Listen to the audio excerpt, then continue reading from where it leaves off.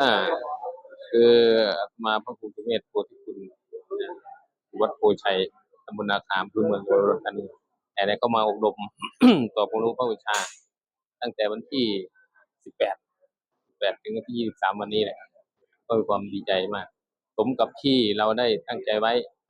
เตรียมตัวตั้งแต่เริ่มส่งประวัติในพรรษาแล้วก็เริ่มเตรียมตัวฝึกซ้อมตั้งแต่อยู่ที่จังหวัดเป็นเวลา6 เดือนเข้มงวดมากทางจังหวัดอุดรธานีท่านหลวงพ่อเจ้าคุณพระพรหมวชิระคุณาภรณ์ท่านเข้มงวดมากถ้าไม่ผ่านท่านคือท่านไม่ส่งเพราะท่านเข้มงวดมากผ่านจากท่านมาก็มาอยู่ที่นี่ก็สบายไม่มีความกังวลอะไรถ้าเราเตรียมตัวมาดีถ้าไม่ได้เตรียมตัวมามันจะมีความกังวลมีความกดดันมากที่นี่สอบผ่านแล้วทุกรูปก็มีความยินดีดีใจกันทุกรูปนั่นแหละ